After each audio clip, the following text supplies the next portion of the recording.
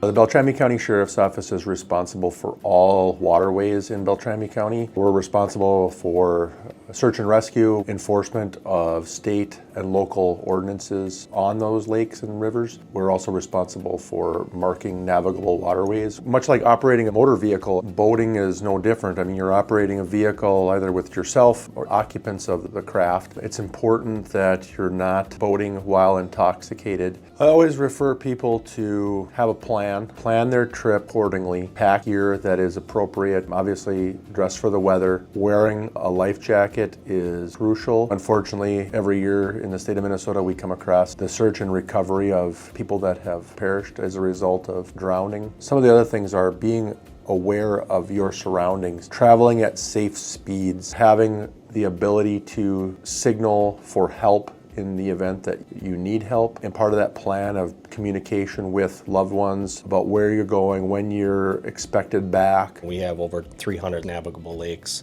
in Beltrami County, so we're out there basically every weekend through the week, coupled with the DNR conservation officers as well. It's making sure that we're out there, we're being seen, we're making those contacts, and making sure people are being as safe as they can. To be in physical operation of a watercraft over a .08 is grounds for BWI, as it's referred to as boating while intoxicated. And when it comes to the personal watercrafts, so the jet skis that are out there, there's a whole set of different rules and laws that come along with operating just a personal watercraft. You have to be 150 feet away from the shoreline. Other boats, otherwise, if you're within that 150 feet on a personal watercraft, you have to be operating at a slow, no-wake speed. Everybody has to have a life jacket on at all times. The lanyard or the safety cord has to be attached to the driver. Get one of these books, put it in your boat, read through it before you get on the water. You can get them at any DMV. You can go on the Minnesota DNR website. And if you got questions, call your local sheriff's office so that they can lead you in the right direction or possibly even answer your questions. Water safety to the DNR means taking the extra time to be prepared before you go out on the water. Make sure your watercraft is currently registered. It has all of the safety equipment that is required, all the navigational lights,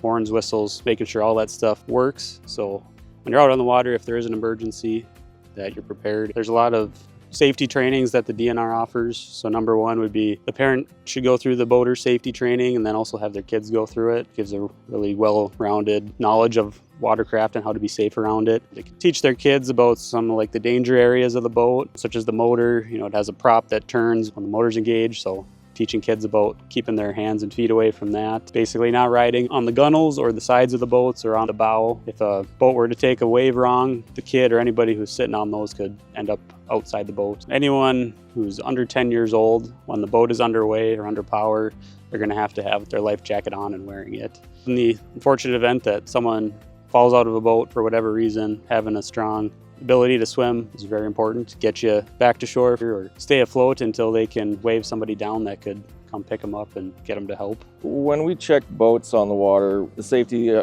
things we look for is life jackets. There's got to be one on every boat for every person that's on the vessel, and they got to be in serviceable condition. And then a Type 4 throwable on every watercraft 16 feet or longer is required, and it's required to be out when in operation on the boat. And then your horn, whether it be battery operated or manual, we'd also look to see that those are on board as well. Current conditions such as river systems, and then of course cold water versus warmer water. You can get hypothermia in warmer water, it will just take longer. We focus on everyone's operating safely is the main thing we want to look for, but when calls come in on lakes, it's usually people driving erratically or disturbances and unsafe actions. We do have the boater safety certification course, just like taking a hunter safety certification or ATV certification. As of July of this year, it'll be required for everyone born after 2004. There is no in-person training class for it. It is all online. If you're not familiar or comfortable being in water, check with your community, YMCA, or a local gym if they have a pool. Just get in the water and get familiar with it yourself. I think it's really important to get your kids in swimming lessons and to keep swimming. A lot of times people come to lessons and then they maybe not come back until next year to swim. It takes a lot of practice to make sure your kids are aware of the water, how deep the water is, whether you're at a beach with big waves, to be safe and not to get too far out. Here at the pool, it's a lot easier to learn to swim. We're in a controlled environment so we can see how the water gets deeper. That's important for the kids to know. We run our swimming lessons through the American Red Cross at our school as part of our FIAD program. So every week on Wednesdays, we have kindergarten through 5th grade that come down to swim. Just get the kids in the water, get the kids used to the water. We have it open to the public a few days a week. Living in the area surrounded by water, it's just so important that kids learn how to swim for their safety. Drowning is one of the #1 reasons for deaths for young kids. It happens fast. Drowning is silent. We often think that when we see it on TV that people are hollering with their arms, waving, and that's usually not the case. Usually the case is the victim is in a vertical position.